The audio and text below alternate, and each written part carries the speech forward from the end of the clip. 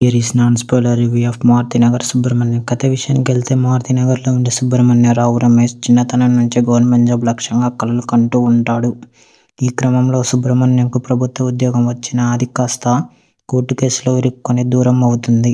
తనకి పెళ్ళై 25 ఏళ్ళైన సుబ్రహ్మణ్యం మాత్రం ఇంకా తన లైఫ్లో ఏదో జరుగుద్ది, గవర్నమెంట్ జాబ్ వచ్చేస్తుందని ఏ పని చేయడు. తన భార్య కళారాణి ఇంద్రజ సంపాదన మీద పడి బతికేస్తూ ఉంటాడు.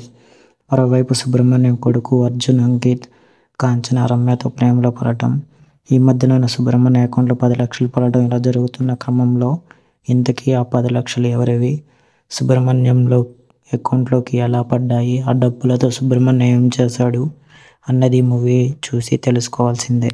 మూవీ ప్లస్ పాయింట్స్ విషయానికి వెళ్తే ఈ movie non stop comedy entertainer అని చెప్పుకోవాలి. అలానే డైరెక్షన్ రావు రమేష్ తన పాత్రలో నిమగ్నమైపోయారు అని చెప్పుకోవాలి. అలానే హీరో అంకిత్, ఇంద్రజ గారి యాక్టింగ్ కూడా super. Allu Arjun reference song. ఫైనల్గా ఈ మూవీకి ఇచ్చే రేటింగ్ 5/3. మీరు కూడా ఈ మూవీ చూస్తే మీకు ఎలా అనిపించిందో కామెంట్లో చెప్పండి.